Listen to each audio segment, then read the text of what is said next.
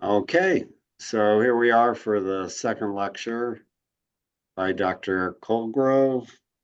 Going to be talking on pediatrics and looking around to see if there's anybody new. And it looks like most everybody's been here before. I agree. Excellent. Okay. Well, welcome. It's Eric Colgrove again, and the plant-based pediatrician. We'll be talking about the plant-based kids again. Hopefully we can make this interactive. So I encourage you to stop me anytime to ask questions. And I'll try to stop time. Charlie, you can remind me to do that too. Okay. You're good at that. You're good at really making sure people don't have questions. I mean, you stop a lot and really try to get people to see, ask questions, which is wonderful. It's just I'm not quite into the habit yet, although I'm getting better. It's takes a bit of time to get there. And in the Zoom room, it's kind of weird because you can't see everybody and so anyway. Yeah. Have fun tonight. All right. We are gonna have fun. And starting with, let me see. I'm gonna share my screen. Share screen 2.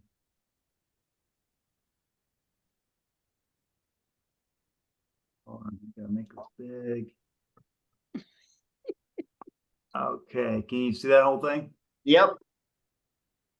Okay. It's plant-based nutrition for kids, families, part 2. Part 2. And I'm gonna put your faces over here. Whoa.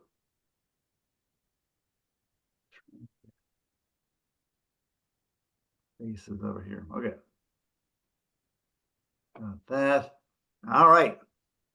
Well, basically, this is at the end of the last talk, we were talking about the food industry and the food industries and their powerful sway over legislators and customers. And I wanted to show you this video, which at the end of the class, we didn't really have time. And I really wanted, it's kind of linked in with that. It doesn't have a lot to do with what I'm talking about today, but I really wanted to show it because it really shows how these breakfast cereal giants target kids with very poor product and very untruthful advertising and packaging. So I wonder if you could play number 1, Scott. Do I have to stop sharing? Yeah, stop sharing. Then I can share my screen. There you go. Okay.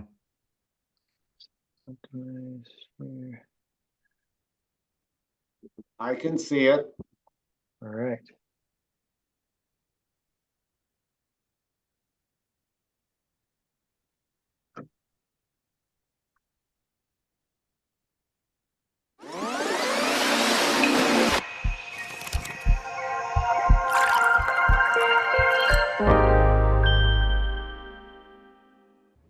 The American Medical Association started warning people about excess sugar consumption over 75 years ago, based in part on our understanding that sugar supplies nothing in nutrition but calories, and the vitamins provided by other foods are sapped by sugar to liberate those calories.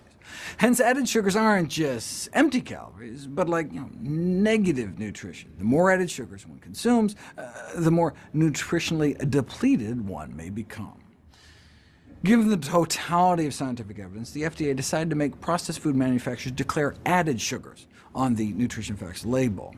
The National Yogurt Association was livid, opposing the added sugars declaration, since they needed added sugars to increase their product's palatability. The Junk Food Association questioned the science, whereas the ice cream folks seemed to imply consumers would be too stupid to use it, so better leave it off. The world's biggest cereal company, Kellogg, took a similar tack, opposing it so as not to confuse the consumer. And should the FDA proceed with such labeling against their objections, added sugar should at most be communicated in a footnote. See, their goal is to provide consumers with useful information so they can make informed choices.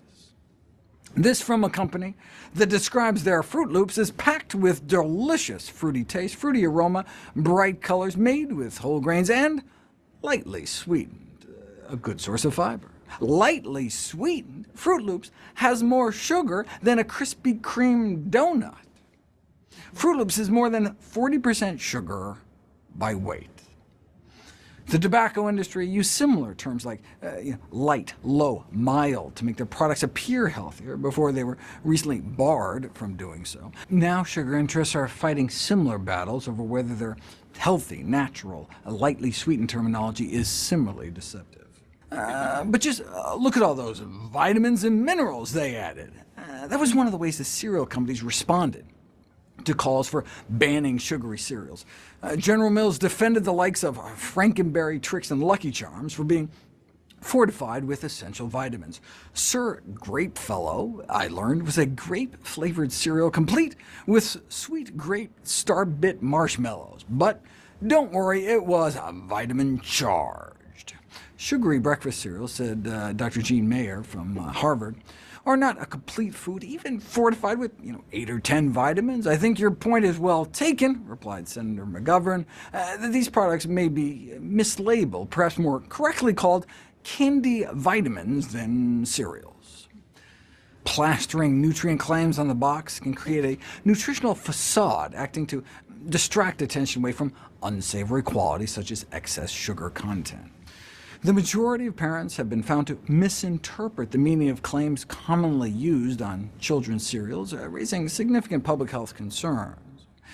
Ironically, cereal boxes bearing low-calorie claims were found to have more calories on average than without such a claim. So it's like the cereal doth protest too much. Even candy bar companies are getting in on the action, bragging about their protein content, because it has some peanuts or something. But it's also a candy bar with 50 grams of sugar, just like Fruit Loops could be considered breakfast candy, as the same serving would have 40. Given research suggesting consumers believe front-of-package claims, perceive them to be government-endorsed, and use them to ignore the nutrition facts panel on the back, there's been a call from nutrition professionals to consider an outright ban on all front-of-package claims. The industry's short-lived Smart Choices label was met with disbelief when it was found adorning qualifying cereals like Fruit Loops and Cookie Crisp. The processed food industry spent more than $1 billion lobbying against the adoption of more informative labeling, a traffic light approach, railing against the suggestion that any food might be too high in anything.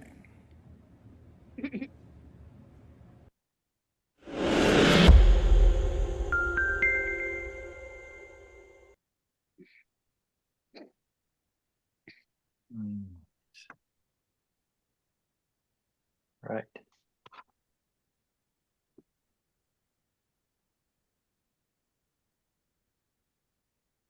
All right, well, that is a very cool video.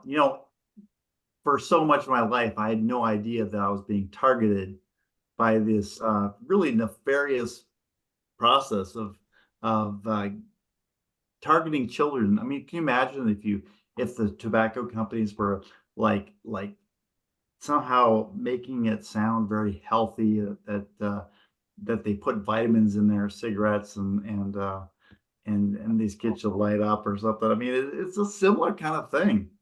It's you're addicting kids to these horrible foods that light up their brains, and so they go back to, you sort of give them normal foods after that, and they want to go back to the junk, and that's kind of how my life went. I don't know, anybody in the room have that similar kind of thing where you had no idea that you were being targeted?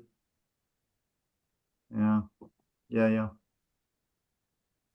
All right, so that, like I said, had not too much to do with the talk tonight. This is kind of part two. We were just talking about the food industries last time, and I really wanted to show it. So let me jump back over to this. So basically, all the major pediatric and dietary health organizations in North America say that plant-based diets are appropriate for all ages and stages of life, including childhood and pregnancy.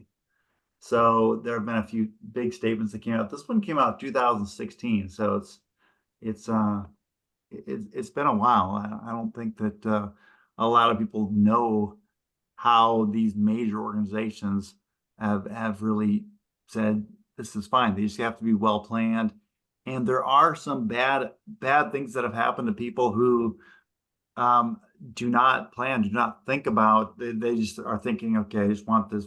I want to be vegan. I don't want to harm the animals, and they don't plan it out. They don't think about where their B12 is coming from or where their calcium is coming from, different things. So there are iron. There are numerous things to think about. So, and we can talk about some of those things.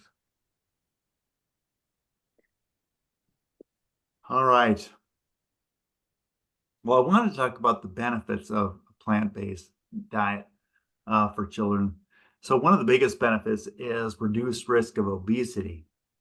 You're less that means you're less likely to have hypertension and elevated cholesterol levels, and hence they're 50% less likely to develop heart disease, which is a huge number, 50%. 40% less cancer rate than the meat eaters. So a variety of different cancers, lower levels of inflammation. So they look at inflammatory markers that typical ones we have, and they find that you definitely have decreased inflammation. So we know we eat a lot of anti-inflammatories on this diet. They're in general healthier eaters, of course, these the plant-based eaters, and they definitely have fewer environmental toxins. So that these are things that are known. Okay, so here's a let me just look real quick. I think I might have shut. Oh yeah, let's talk about this one. So there are two explanations for increased obesity. When we talk about risks of meat and dairy heavy diet, really there are two explanations for this.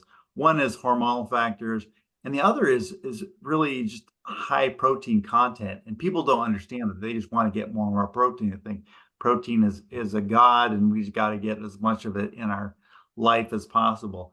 But I mean, while protein is good for growing kids, too much protein is never a good thing at any age. And more than 15% protein of total calories in the first 2 years of life is associated with obesity later in life. So yeah, that's a huge reason you want to, I mean, and along with that obesity is all those problems that go along with it that we talked about, hypertension and heart disease. I mean, cholesterol problems, heart disease, a lot. Most kids between the ages of 1 and 2 rely on cow's milk, but many experts are recommending reduction of milk intake. The same overindulgence can occur with plant milk too, so that needs to be monitored. The critics proclaim that iron intake is low on a plant-based diet, which is not true. But the reality is that consuming large amounts of cow's breast milk is actually a major cause of iron deficiency anemia in toddlers. Milk is low in iron and causes decreased absorption of iron due to calcium and casein. So both the calcium that's in cow milk and the casein protein both decrease absorption of that iron that they're getting from other sources. There's really no iron in cow's milk, but when they're drinking it with other foods that they're eating, it actually decreases the amount of iron that's being absorbed. Also, animal-based iron, which is called the heme iron, I'm sure you've heard that before. It's linked to type 2 diabetes, heart disease, and some cancers. Well, plant-based iron doesn't have these associations. You don't see these kind of problems in plant milks. In addition, the body regulates plant-based iron so that it's only absorbed to the point that it's needed. With heme iron, there's not a regulation effect. So it's absorbed whether you need it or not. And that can result in too much heme iron in the body, and it can cause other diseases, other problems. So it's kind of amazing that plant-based iron just has a totally different effect on the body. That we're able to regulate it, and when it comes in from an animal source, it just does much better. But let's see. The other thing was menstruation, early menstruation. I'll touch on that in a couple of slides. Oh, remember, only plant foods have fiber. So eating animals and animal milk means eating less plants and hence less fiber. Fiber deficiency really truly is our most serious nutritional deficiency in the US. Eating an animal-based diet means your gut microbiome that is producing toxic chemicals like TMAO, that is the one that drives your cholesterol into the walls of the arteries. So they produce those toxic chemicals, so it increases your heart disease and artery disease. And basically, you get less bacteria that are the good kind if you're eating meat-based diet. These good bacteria are going to create beneficial chemicals, like just one of them, just butyrate, short chain fatty acid, butyrate, does a whole host of just tremendous things. So it supports the immune system. It reduces inflammation. It maintains the gut barrier function, so you don't get problems with autoimmunity and other issues as much, where the gut there's a barrier between your bloodstream and the things that are coming through your gut, and so it helps maintain that gut barrier. You regulate your blood sugars with butyrate, and also there's an appetite control function of butyrate. So that's just one chemical. There's a bunch of different chemicals made by these good bacteria in your body, and which aren't supported by a meat-based diet, animal-based diet, but is supported by the plant-based the bacteria that thrive in when plants come down the pipe. Let's stop here and see if you've got some questions. Any questions about that kind of stuff? One comment I wanted to make was just that the slide you had further back about the Academy of Nutrition and Dietetics, recommending a vegan, well-planned, vegan plant-based diet. Notice there's no, I've looked it up before too, there's no position statement on recommending, a keto diet or a low carb diet or anything like that, which is so popular. I don't know how popular it is for families with kids, but I always like to bring that up, that they came out with a position statement on vegan and plant-based diets, but it's like rated as one of the worst diets is keto diet. So they haven't come out and said, oh yeah, this type of a diet is well supported in the science, and we recommend it. So I just kind of wanted to draw attention to that. Yeah. Okay. Well, let me I have a question. Yeah, sure. The 40% decreased cancer rate, is that like over a lifespan? Is that because kids have pretty low rates of cancer? Like, can you just what does that statistic mean? Yeah, this statistic came from the Adventist Health, and what they did was, over a number of years, they tracked what happened when people ate different sorts of diets over a number of years. Scott, how many years did they go back and look at that? Do you remember? Scott's well, it's been since the 1980s. That's how long the Adventist study's been going on. But yeah. So over time, that's what they're looking at. So they're looking at adults in that Adventist study. They're not looking at kids. So really, this refers more to adults. Yeah. Okay, thank you. And that's a really good question about kids. There's just less data about kids, which is really too bad. I mean, that's really what we want to see is, and this is all fairly new to the American society. This idea of eating plants. I mean, yes, people have been doing it for decades, but to the point to where people can actually really study it, and from a young age, we just don't have a lot of people that have really followed kids out for a long period of time. There have been some studies, but they're just not a ton. There's some being done in Australia, some being done in America, Europe. There's different places that are doing it. So we're getting data, but it's just, we're having some time to getting it in. But yeah, I would imagine interventional trials on kids would be difficult as far as ethically, but you could do prospective studies, observational studies to follow kids with their diets over time. But actually doing interventional trials, I bet would be challenging to get by ethics boards. Oh, true. No, I think a lot of them are observational kind of case study. Observational. Yep. Trudy, you had your hand up. Oh, sorry. Way else. Yeah. Okay, I just wanted to comment. I don't know about you, but what's been marketed lately are these pediatric, like when they're done with formula and breastfeeding, these pediatric, they're like Ensure for kids, and they're terrible as well. You didn't, I just want to add to that, real marketing. I don't know if they send me cases of this stuff.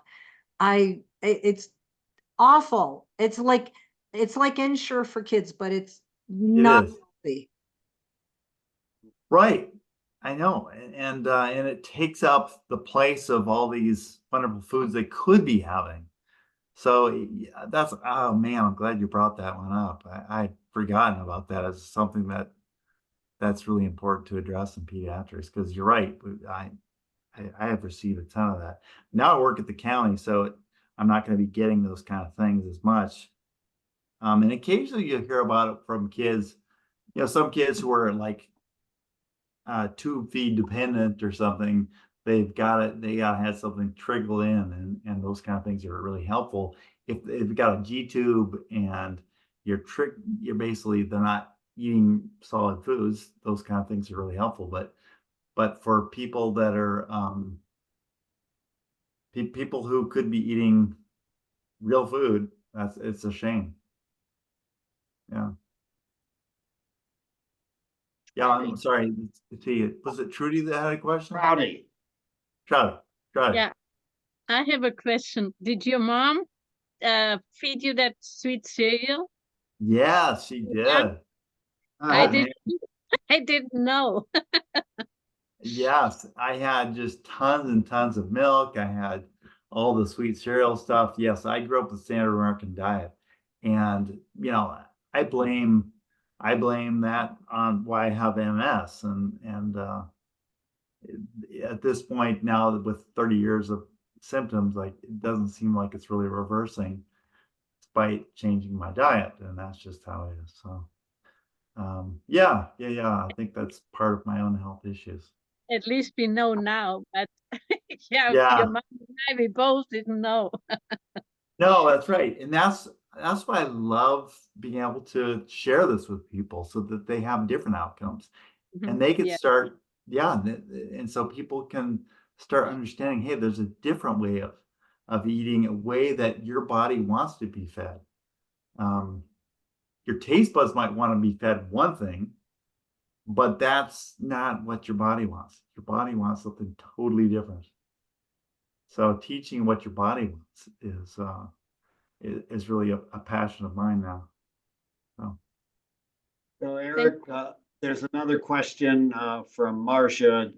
Drinking milk, does that cause children not to go. I assume that you may be referring to constipation. You want to comment about that? Yeah, actually, let's see. I have a slide. Let me go back to sharing it. I have a slide about that. That's one of the things I was going to talk about tonight. Was let me share it. Okay.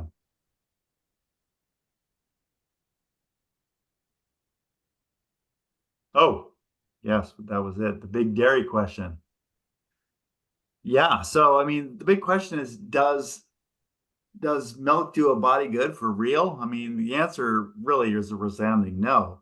And there's a mountain of data that says cow's milk is not good for us. It turns out the milk that, you know, the Milk It Does a Body Good campaign was great for marketing and fit nicely into our cultural misinformation, but it was really a very deceiving. And the deception has been for decades, and of course it continues. We still have this notion. I mean, pediatricians in general are still totally brainwashed by the idea that we need to drink the breast milk of another species to be healthy. It's crazy to me. What the heck? What, I mean, what do they think happened?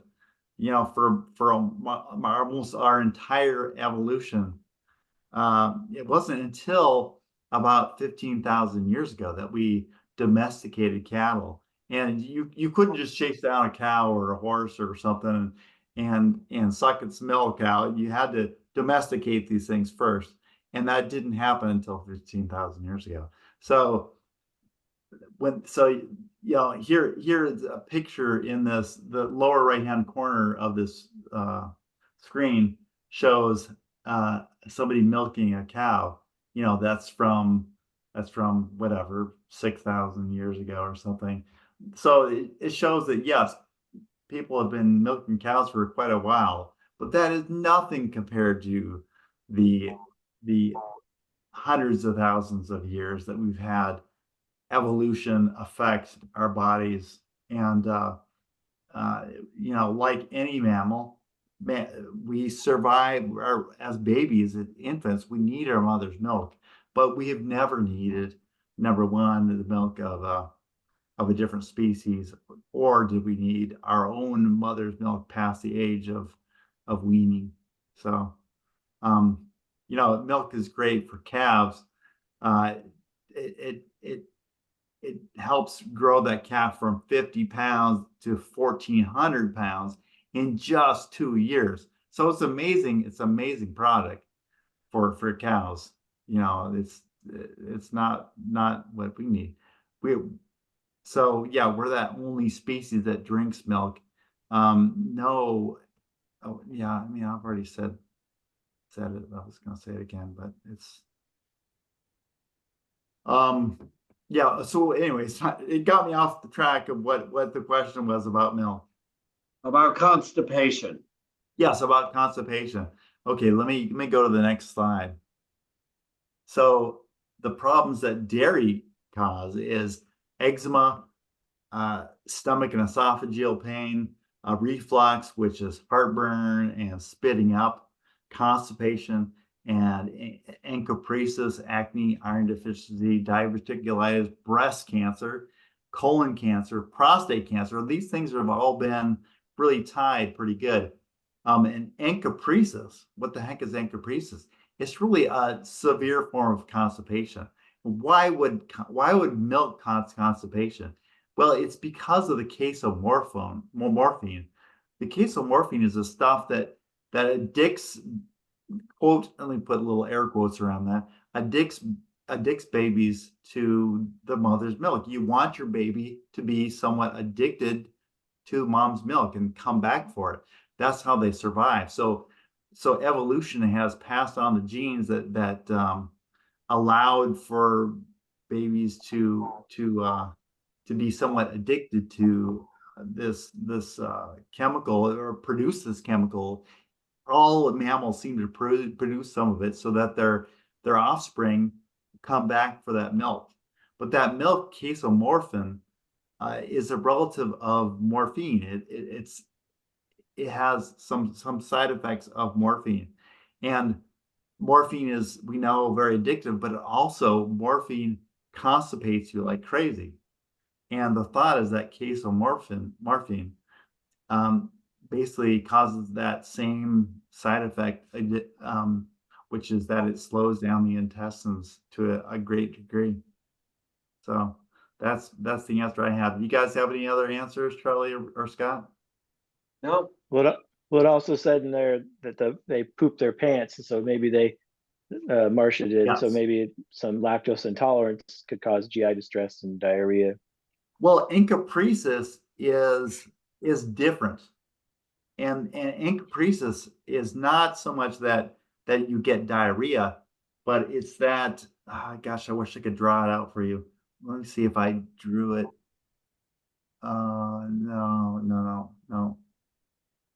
No. So, okay, if you look in the upper right-hand corner, what happens is you see those intestines that are there? It gets backed up with stool, and then really the stuff that's coming into the intestines, the white area is going to be liquid stool, and it slowly, normally what happens is the body absorbs water as it's traversing the colon. But if you're all backed up with a bunch of little hard stool balls, then you get a trickling of that liquid stool around the hard stool, and so it basically, it then just comes out because they can't control it, and everything is so backed up that there's no time for the body to reabsorb the fluid, and it just the poop comes right out, and the kids can't even control it. So it really isn't diarrhea.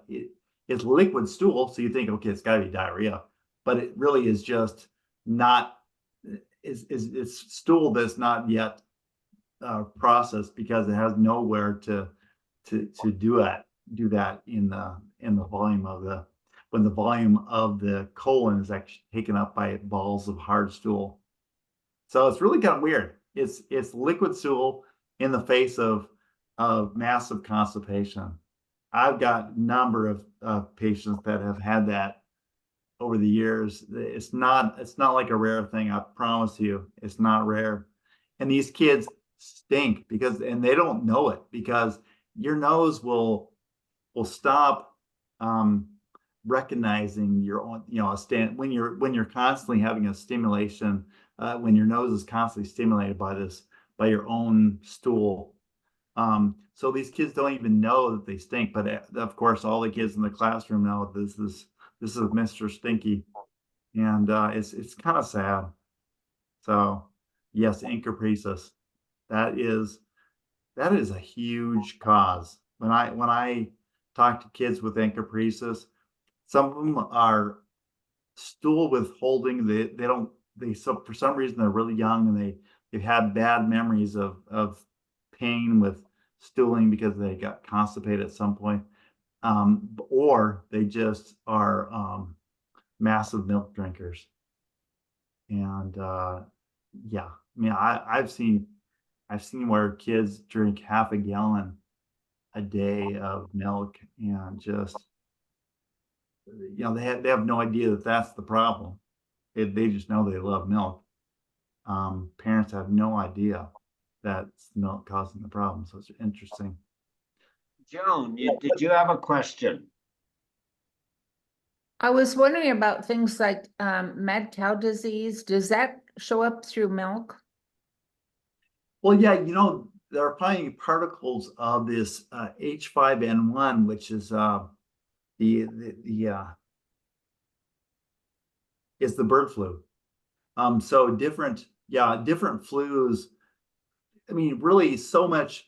I think it's something like 75% or something of our flus and pandemics and stuff come from animals. At least I think it's at least that number.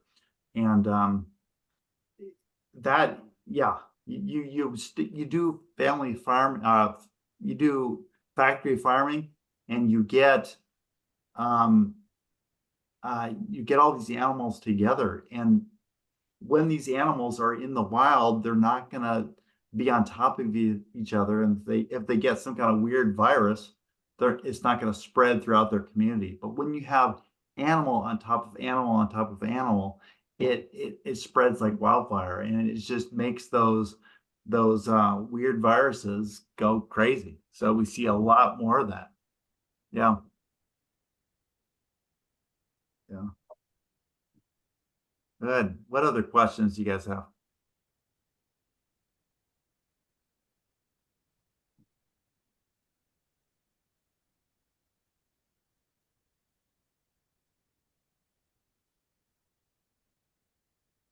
I think you're good to carry on. All right. Do you see that screen? Am I sharing? Yep. Yeah. Yeah. Okay.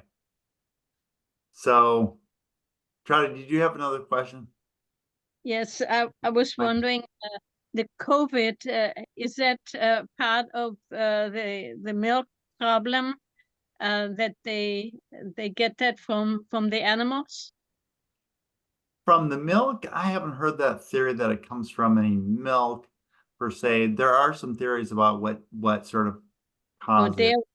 anything like this? I don't know that, but yeah, it definitely, there's definitely some strong theories that it came from factory, or not factory, but farming of wild animals. It's definitely a possibility that people were taking rare exotic kind of animals like the pangolin. That's one of the theories. A pangolin is kind of it's kind of like an aardvark. Very interesting, kind of a hard-bodied creature, and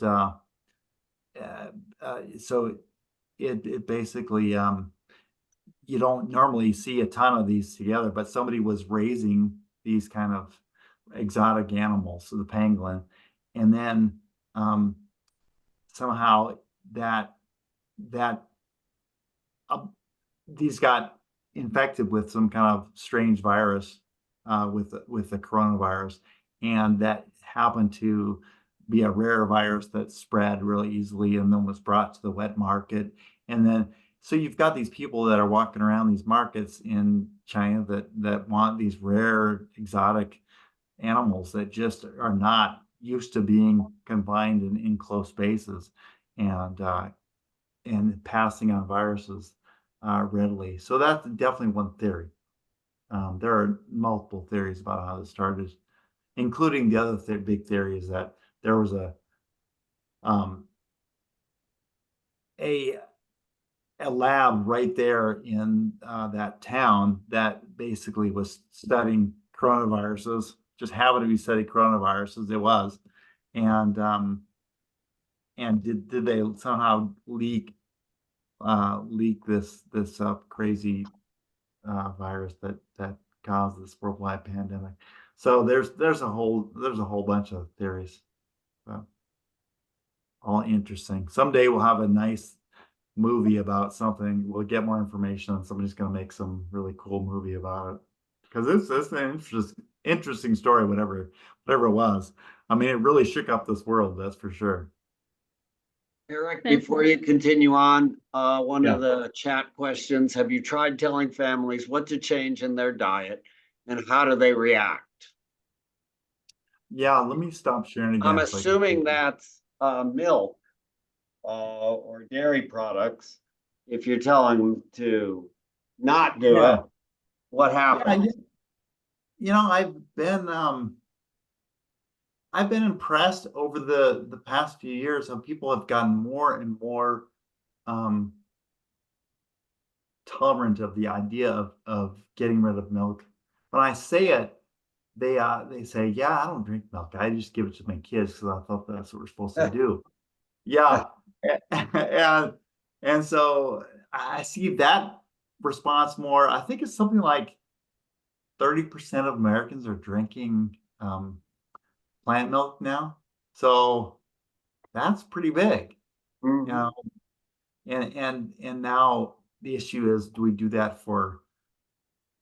how do we tell that to people that kids really should be drinking more water? And also it's a good source of calcium. So it's one, you definitely need calcium. There's plant versions of getting calcium. A lot of pediatricians are very concerned about calcium, but tofu is a wonderful source of calcium. We know that mustard greens and other greens are a wonderful source. Beans are a wonderful source of calcium. And uh, you know, I think not all plant milks are created equal. I like telling adults, well, gee, there's a lot of different things to try, but I really try to get people to drink. And I just had this experience just less than a week ago, where I'll probably say about a week and a half ago, I must have told this parent about the red label soy, which is the full fat, is made by Silk. It's the red label. It's just a red container of Silk soy. It's just the full fat, and they found it no problem. I think they found it at Albertsons or something, and they do that, and it's just a wonderful product. So that's what I suggest to people to get that one. I work with a lot of people that don't have much money, and I think getting the ones from the refrigerator are always pretty expensive, and people go through them really quickly.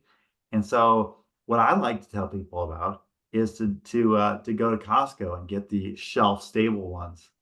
Um, you can make it yourself, but I think some of the additions, the things that we supplement our milks with are pretty good for kids. So they definitely supplement with B12 and not fully, but they a fair amount. You get some B12, you get some calcium, you get, it's an added source of protein. Kids need more protein, more fat. This is the reason why it's probably not a great idea to put them on almond milk. Almond tends to be pretty darn thin. There are some creamier versions of it, but I don't know. I think that's probably the healthiest for kids anyways, is to do the full fat, the full tofu, soy milk, and lots of tofu. Yeah. And going back to your comment about a lot of, most adults don't drink milk, but they'll still eat cheese and yogurt and things like that. So Oh, totally. They're still addicted. That's so true, isn't it? Yeah. Yeah. I explain, and that has to do with that whole morphine thing that people are just addicted to it. I mean, you take milk and then you concentrate it by making cheese, and it's just so much more addicting. It tastes good, and it's full of fat, and yeah, it's a good thing. And I know, because I've been there. I used to make all my own yogurt, just tons of it. I was a huge pizza fan. I've eaten a lot of cheese in my life, and yeah, I totally understand it. So yeah, people will eat their cheese, but then uh, they'll go on to drinking plant milk. But it's still concentrated cow pus. So that's another way to describe it, because we know that these are pooled batches, and they're milking these cows like crazy, and they're getting mastitis. A certain percentage of these cows are getting mastitis because they're this inflammation, this infection that they get of their teats, and that leaks pus into the milk system itself. And so you get blood cells and white blood cells, a lot of white blood cells from the infection, pus, and bacteria itself, and of course they pasteurize it, but it's still gross.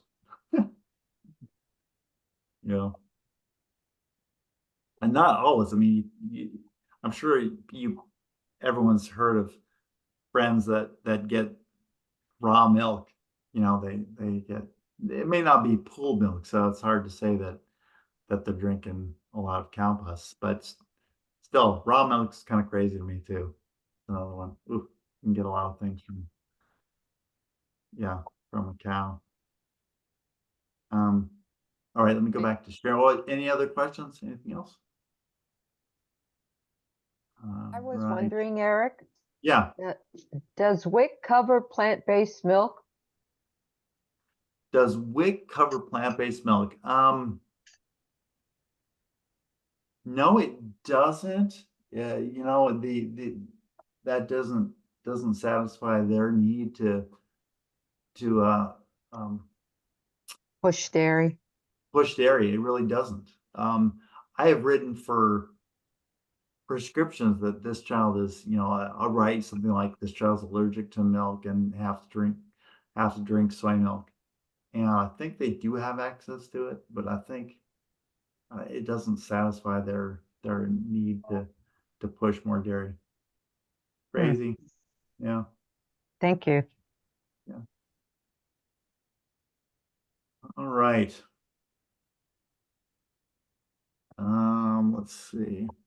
Oh, I was gonna.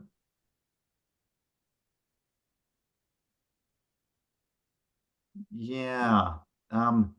Let's see. There's a how to treat reflux video, Scott. What is it, number 3, I think? Is that Sure. number 3? How to treat reflux? I can look, just unshare your screen, then I can Oh, okay. Yeah. share mine. Stop share. Here. Number 3, yeah, reflux in children. Yeah. Let's play that real quick.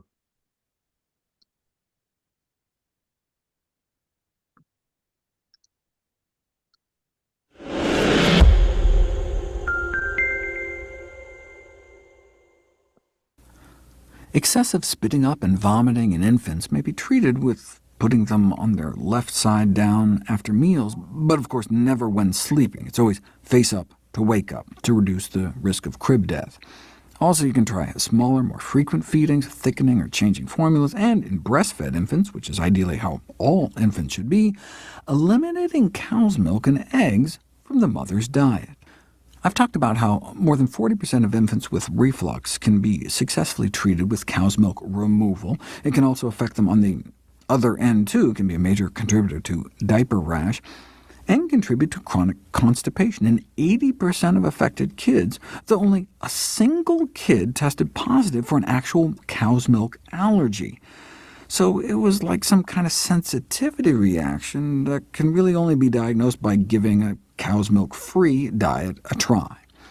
Anal fissures in infants may be practically pathognomonic for cow's milk allergy, meaning so characteristic of the condition that it could be used as a diagnostic sign. No allergy testing required.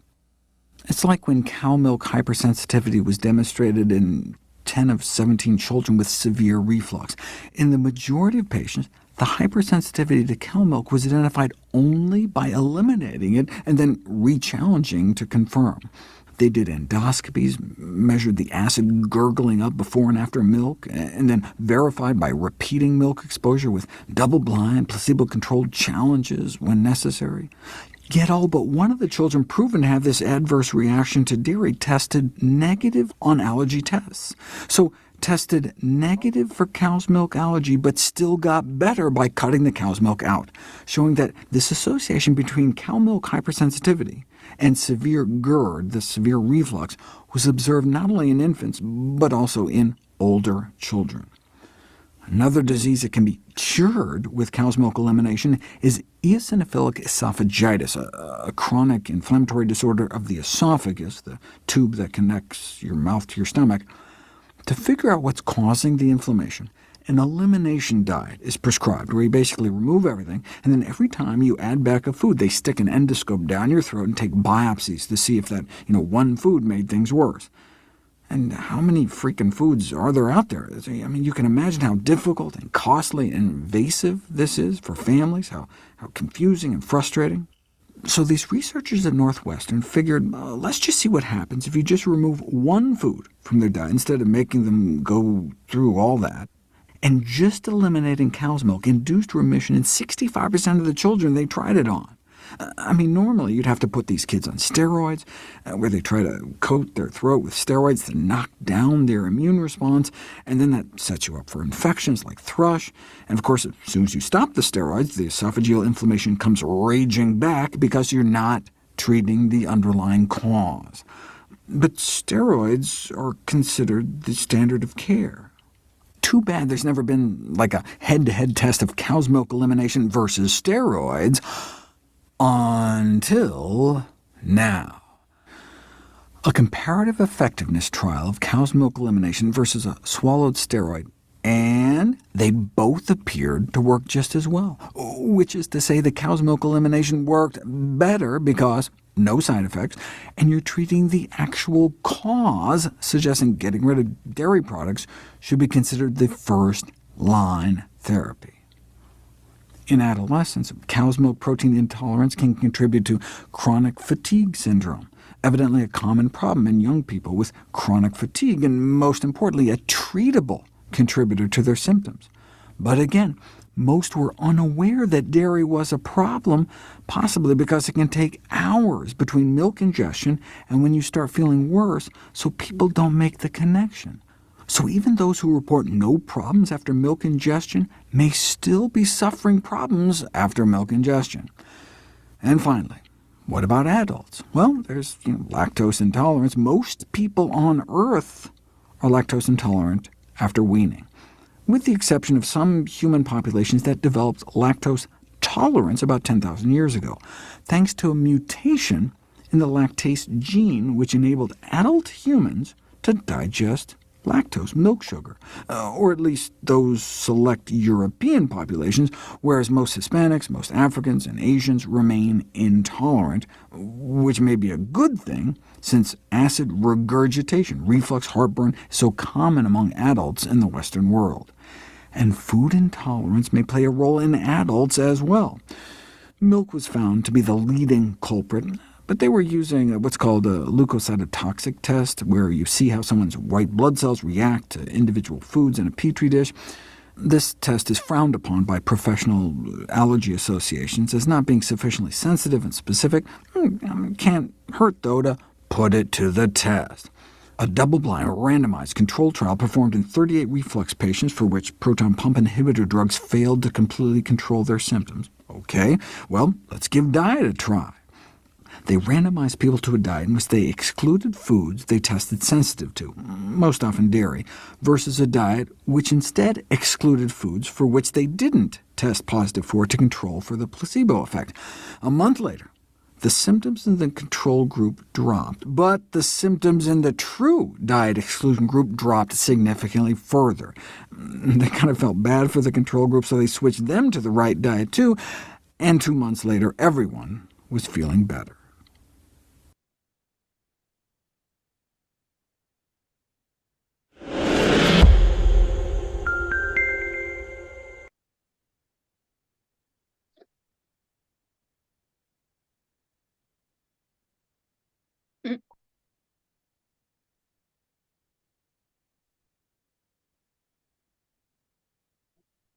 Joan. Go.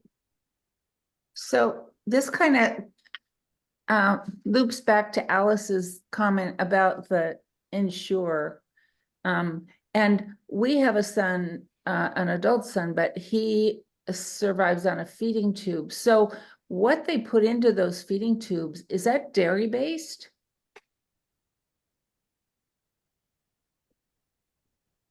Yeah, I'm not sure.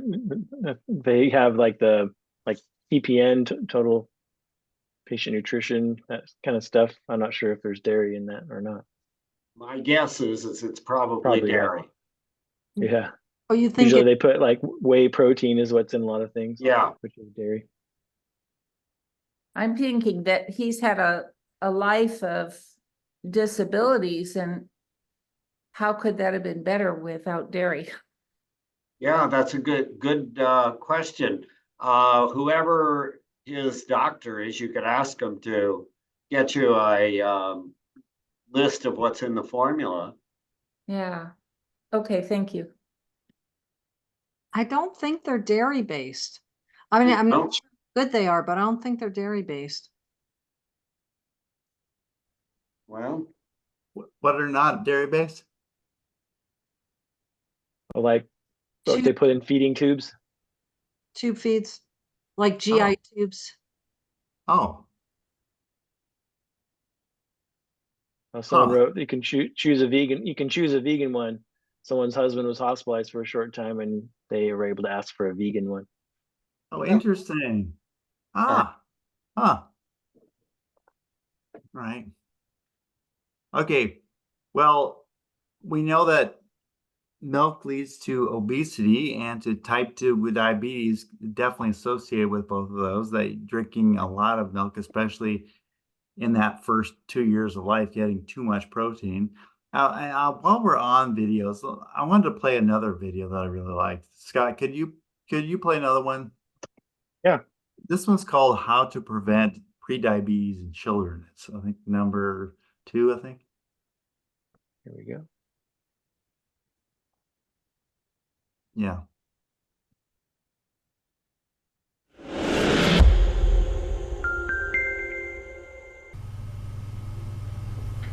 Prediabetes is not just a high-risk state for the development of diabetes. Prediabetes can be a disease in itself. People with prediabetes may already have damage to their eyes, kidneys, blood vessels, and heart. Evidence from numerous studies suggests that the chronic complications of type 2 diabetes start to develop during the pre-diabetic state. So by the time we have prediabetes, it may already be too late to prevent organ damage, so best to prevent prediabetes in the first place, and the earlier the better. 30 years ago, virtually all diabetes in young individuals was thought to be autoimmune type 1 diabetes. But since the mid-90s, we started seeing an increase in type 2 diabetes among our youth, particularly in the United States. Indeed, the term adult-onset diabetes has now been scrapped and replaced with type 2, because children as young as 8 are now developing the disease, and the effects can be devastating. A 15-year follow-up of children diagnosed with type 2 diabetes found an alarming rate in young adults of blindness, amputation, kidney failure, and death in young adulthood. Why the dramatic rise in childhood diabetes? Because of the dramatic rise in childhood obesity. During the past 30 years, the number of children diagnosed as being overweight has increased more than 100%. Once an obese child reaches 6, they're likely to stay that way. And even if they don't, being overweight in our youth predicts adult disease and death regardless of adult body weight, even if we lose it. Being an overweight teen may predict disease risk 55 years later, twice the risk of dying from a heart attack, more cancer, gout, arthritis. In fact, being overweight as a teen was a more powerful predictor of these risks than being overweight in adulthood. This underscores the importance of focusing on preventing childhood obesity. So how do we do it? From the official American Academy of Pediatrics clinical practice guidelines, the problem appears to be kids eating too much fat and added sugars, and not eating enough fruits and vegetables. Doctors at every occasion, beginning soon after a child's birth, should endeavor to give sound advice regarding nutrition and growth so that obesity and its complications may be curtailed. What might sound advice sound like? Well, the chair of the nutrition department at Loma Linda University published a paper suggesting not eating meat at all might be an effective strategy.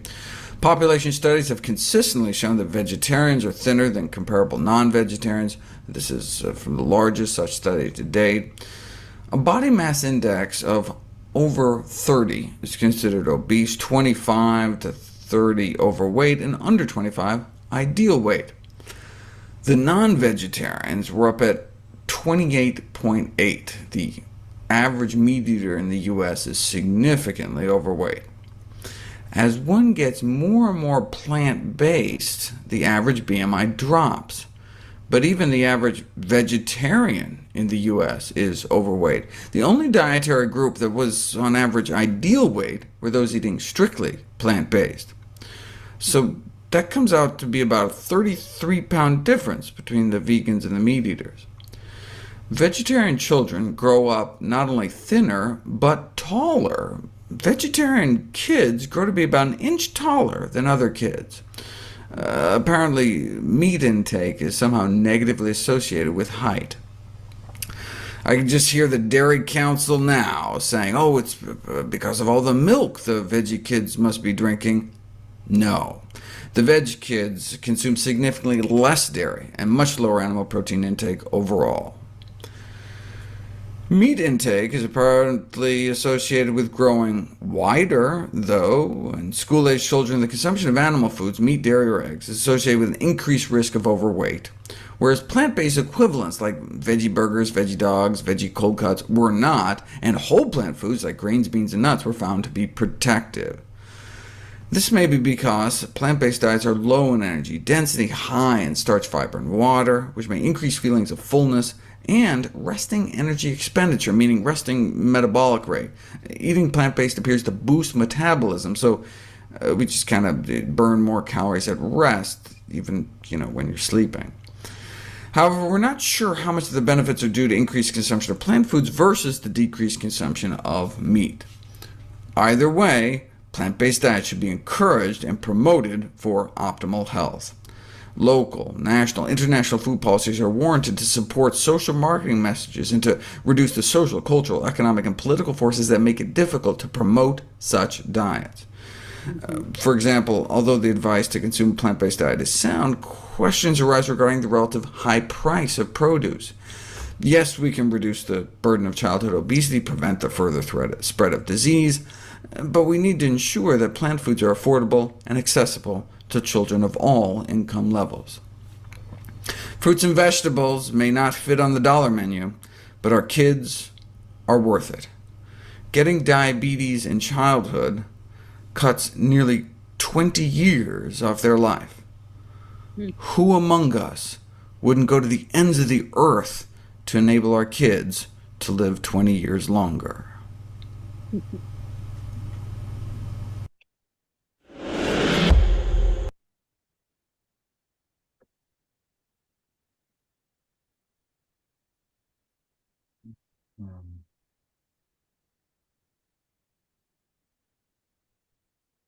Well, this is just kind of looking at obesity and strategies to combat the epidemic.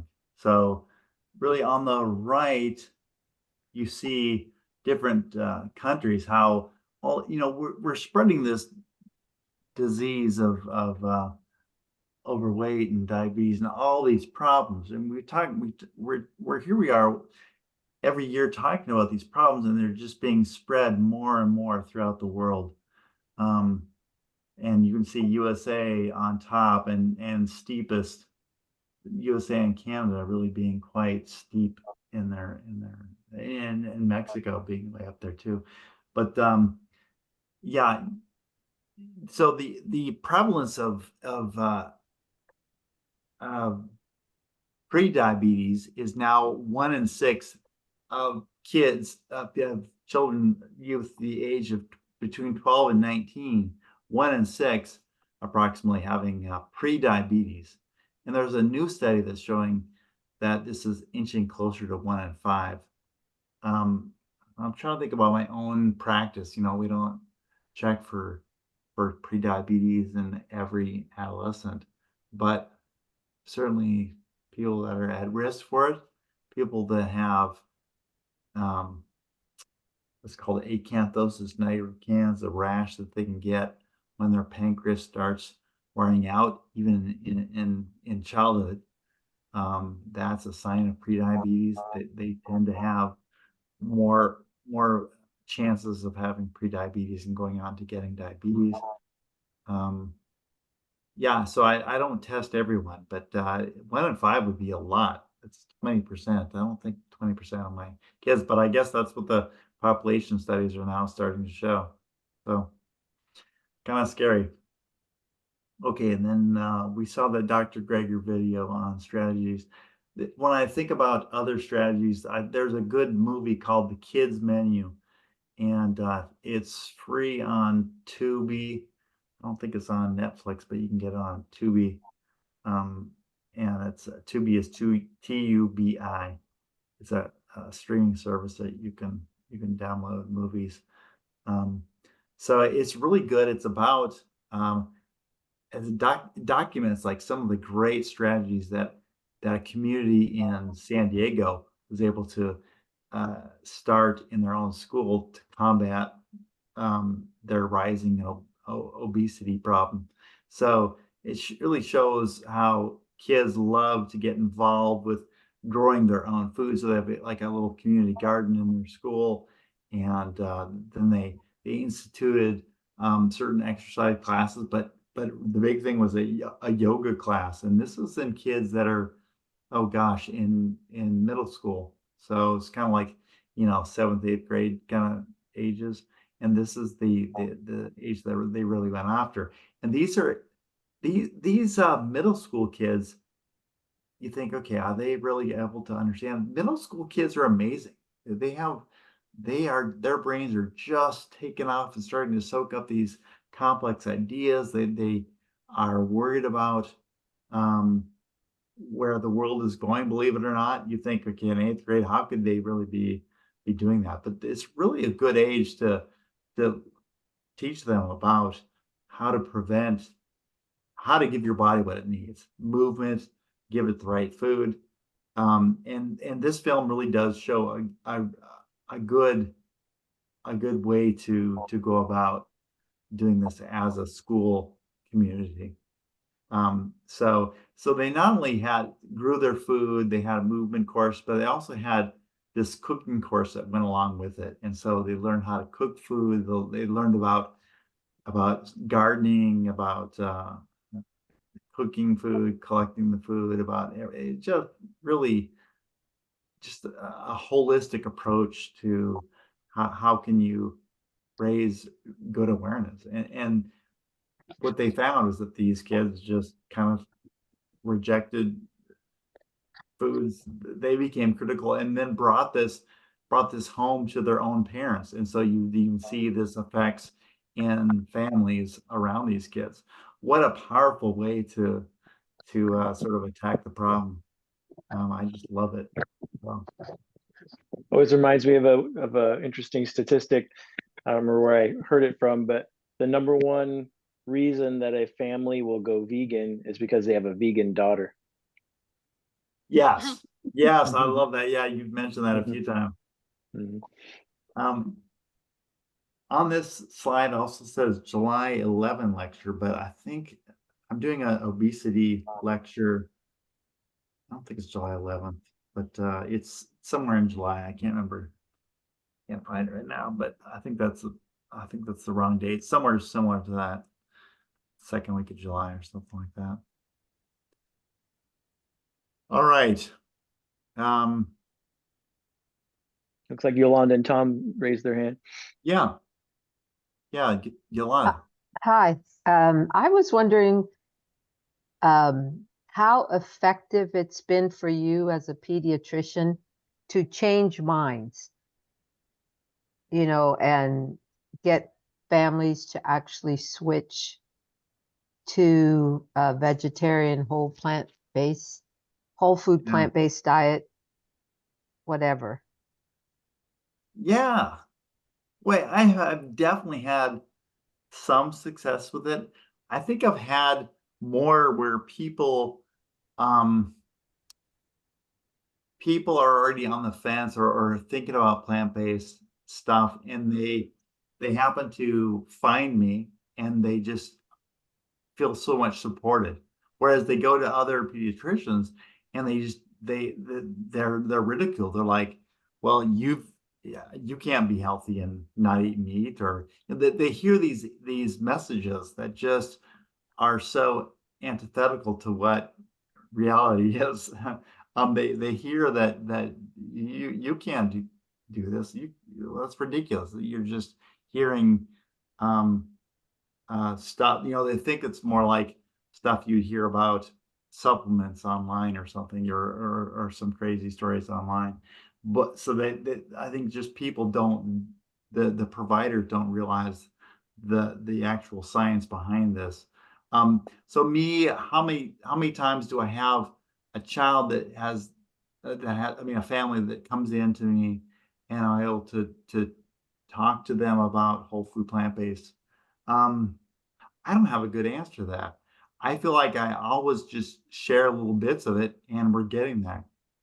I talk about it a lot, and I talk about just food a lot. Right, And it right. really is, but how successful am I? I don't know. I don't have the answer to that. It's a great question, Yolanda. I was just curious. I Yeah, wish that somebody had said something to me when my boys were little, but me too. beyond asking how many servings of fruits and vegetables do they get, that was it, you know? Yeah, right, And they right. never said, would you, it's a shame, and it's kind of sad that, it is sad that all this information is out there and the medical community is not providing it. We all rely a lot on our doctors, you know? Yeah, We yeah, right. in American culture, we have you all up on pedestals.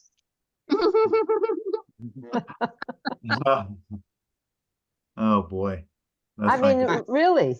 I'm exaggerating it. It's certainly when I was a kid, that's how it was. Your doctor was godlike. Uh, But, I sure wish. yeah, yeah, yeah. I do too. Yeah, I I know. appreciate, and by the way, thank you to those of you. I'm impressed and truly touched by y'all's generosity sharing this information with us. Thank you. Yeah, the bill's in the mail, so you're gonna get a bill. Okay. No, Well, no, that's no. why we started Gene Plant-Based Providers, so we could get this message out there, and then these classes, of course. Yeah, yeah, little by little. At some point, I really feel like things are already changing. Just people are so much more aware of it. People didn't talk about plant-based milk 10 years ago or 5 years ago, 10 years ago. I don't know. What do you guys think, Charlie and Scott? You feel like things have changed in the past 10 years? Yeah, I think quite a bit. More than Yeah, that. Maybe not to the other medical providers, but to the general public, I think there's an awareness of it, but not nearly enough. yeah. I So, think, yeah, so they have changed quite a bit down in Roseburg, but there was a direct effort with the Blue Zone Project to spread yeah, the information among the providers down there, and they're pretty much on board. Not so much throughout the rest of the state, mm, but overall, there's a lot less people coming to classes who say, "Oh, I don't really believe that," or yeah, you got to do something. Most people are pretty much accepting of the fact they may not want to do it, but they're pretty much understanding that eating a more whole food plant-based diet is the healthiest way to go. yeah, yeah. I think our challenge as Eugene plant-based providers is now our next challenge. We sort of have gotten some word out there somewhat, but it's also really to really hone in on how do we really educate our providers. So that's really a huge thing that's going to be coming up for us, I think.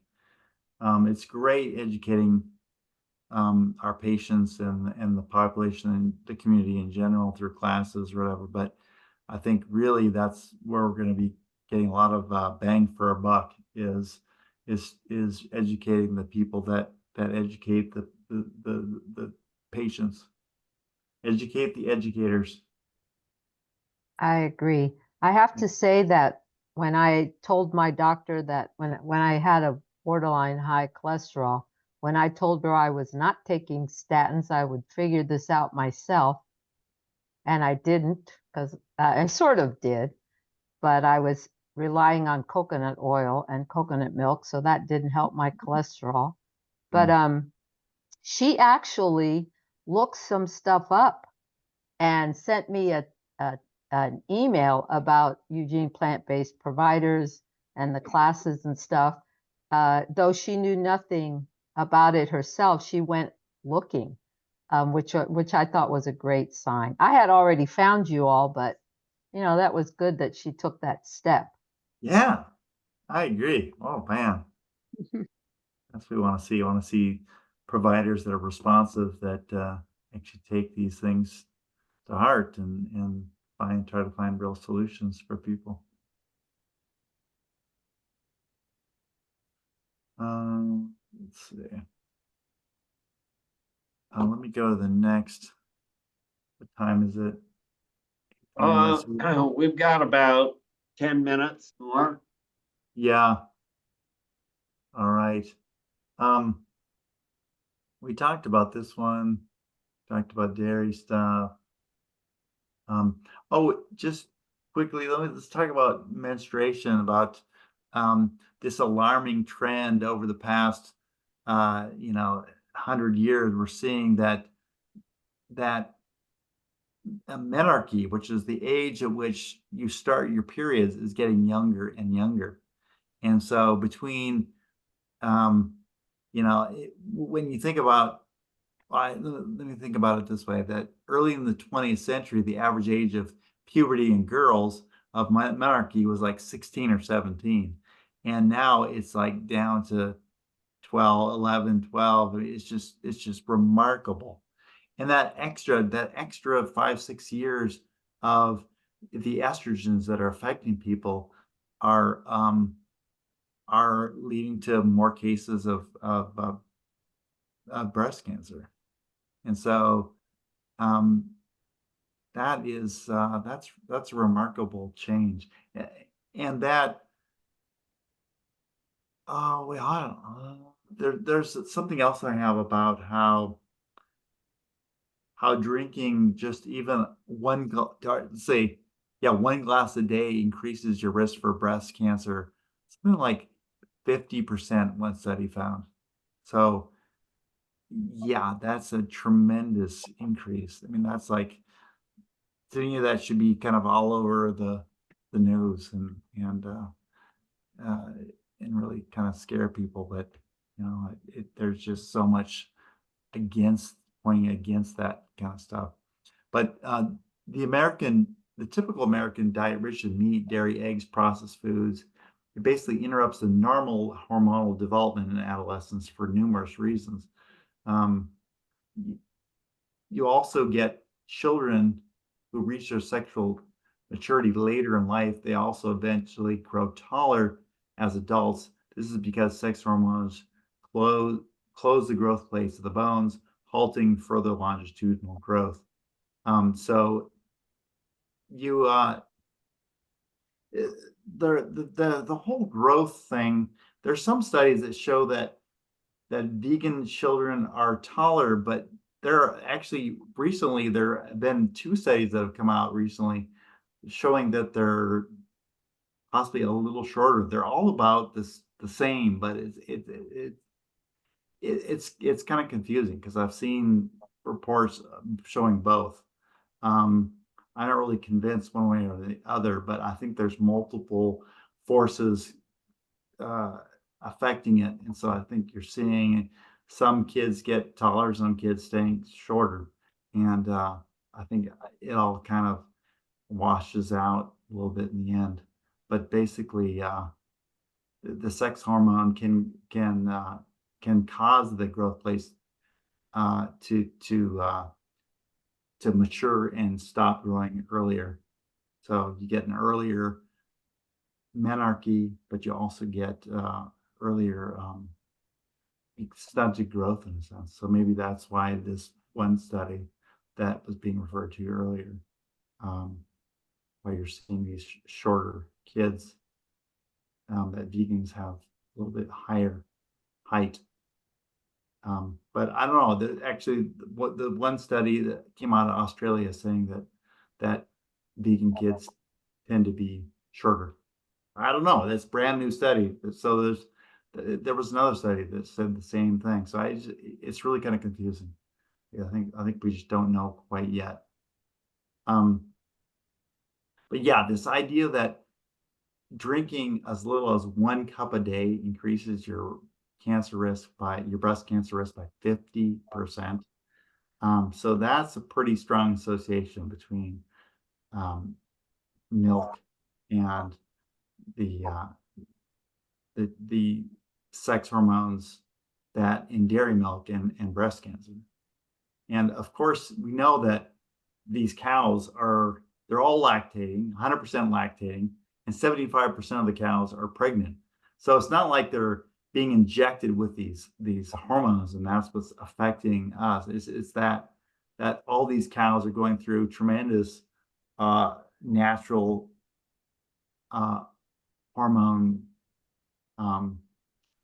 just natural hormone effects. You know, we're hijacking these poor cows that are, their nature has made it so that they are supposed to give it to their own calves, but we're sort of interrupting it and just starting to, you know, milk them like crazy and utilizing that to make this product that we think may be healthy, but it really is not. Let me see if I can. Do you see that? No, you don't see that, do you? No.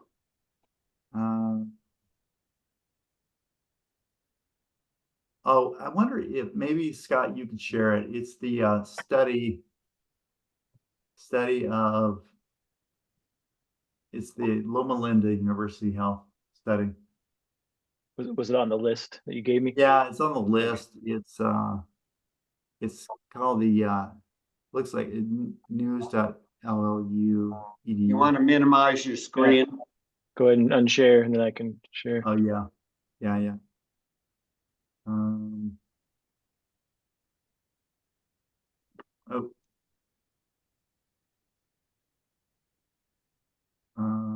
Darn it. Okay. Why can't I find it? Okay, here it is. Stop share. So it's gonna jump over there. Well, we don't have much time. We've got like 3 minutes. Actually, forget that because okay, there was a really good article that I was going to show. We're almost done. Why don't we instead go to this video? I want to talk very briefly about myths about plant-based diets. Let me just share this one video because it's kind of a good summary. It's called Common Myths About Plant-Based Diets for Kids. I don't know what number it is. Do you see that? Yeah, I'll share it. Yeah, let me. Okay, great. This one here. Okay. Yeah, we'll end with that one. Most people have no clue that in 2023, the best way to make money on Amazon is not. Hi there, I'm Alex. And I'm Whitney. And we're the founders of Plant-Based Juniors. There are so many myths floating around about plant-based eating, and we know how hard it is to sort through the mixed messages. We also know how important it is to feel confident in your parenting choices, especially when it comes to feeding your kids. So today we're going to cut through the confusion and give you the hard facts on some of the most common claims about plant-based eating, so you can feel good about your choice to feed your babe plant-based. Myth number 1, eating a plant-based diet puts kids at risk for nutrient deficiencies. The truth is that eating a poor diet puts kids at risk of nutrient deficiencies, not a plant-based diet.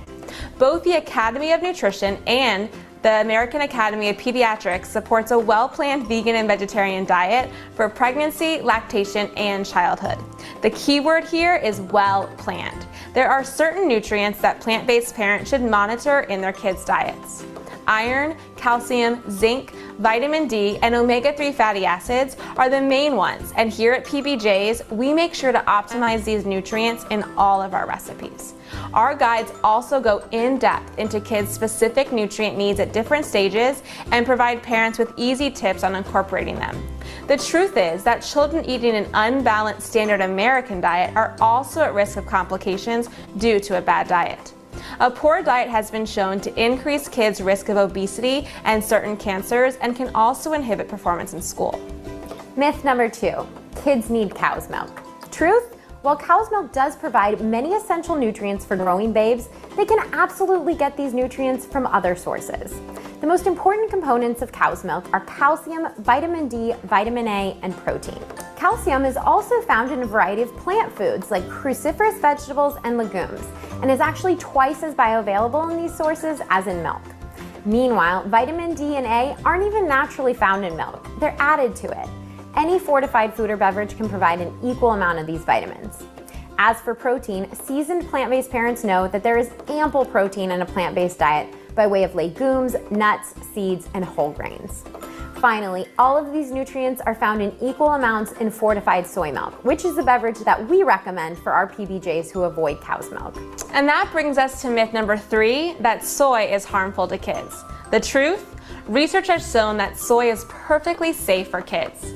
Early studies in rodents suggesting detrimental effects of soy have since been disproven. In fact, human studies show that early soy consumption may actually be beneficial for the prevention of some diseases. For example, research indicates that women who consume soy in their early years have a lower risk of breast cancer later in life. And those are the top 3 most common myths we hear about plant-based eating for kids. We'd love to hear from you. What other claims have you heard? Let us know in the comments below. We're always happy to help dispel them. And for an in-depth explanation of the research on soy's health effects in children, visit our YouTube channel. Thank you so much for watching. Nice. All right.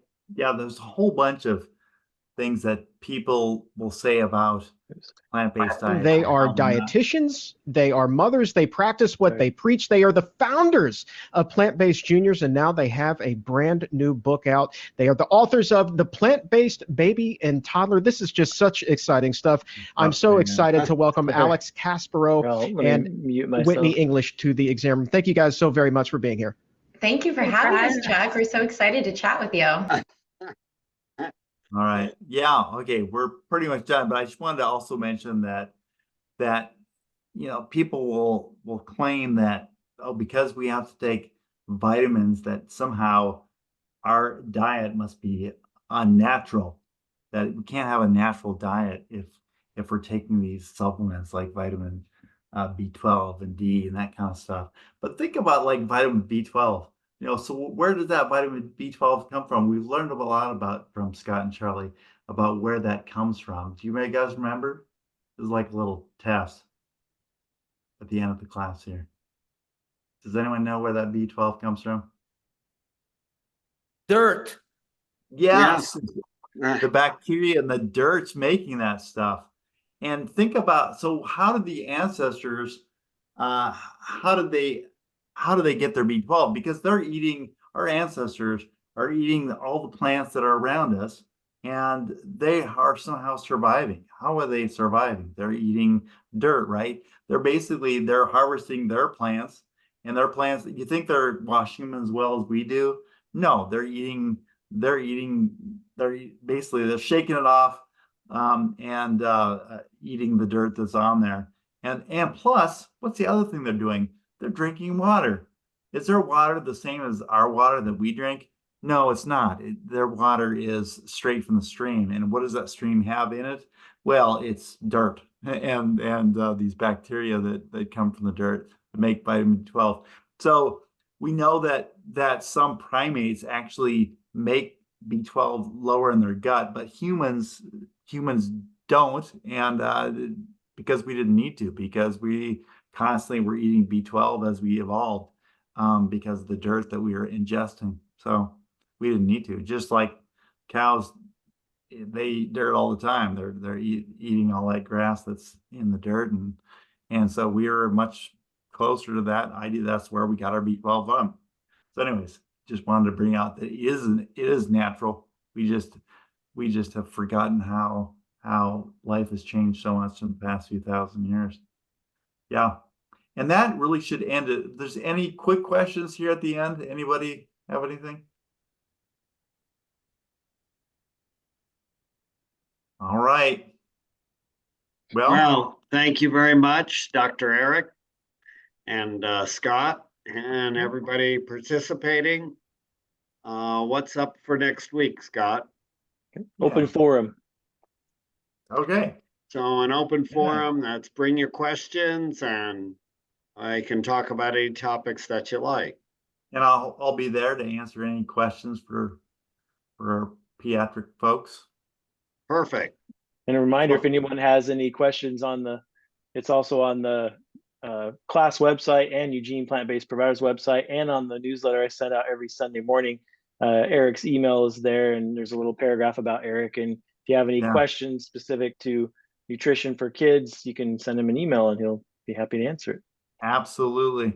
No, and I appreciate it. And I really recommend, if you guys know anybody, any parents that have kids, to watch the videos that we've done, and come with some questions for next week. And I'll be happy to take questions from people who haven't been in class the past couple of weeks, but just if you know of anybody, we just got to get more of this stuff out to parents. So I want to leave you with one last recommendation. Dr. Greger sent out a video this last week about fish and the toxins that enter your body, stay in there potentially for up to 5 years. Recommending that pregnant women avoid that. So if you haven't seen that, do a search on nutritionfacts.org and it may convince you that fish may not be the healthiest option in this world. Yeah. And so many people think that, okay, well, I'm cutting down on all my meat intake, but boy, I'm doing such a good job because I'm eating more and more fish. And that's not the healthiest option, I think, anymore. Thank you again. Thanks. All right. Good job. Scott. Thank you. Good night. Good night, everybody. Good night. Night. Till the next time.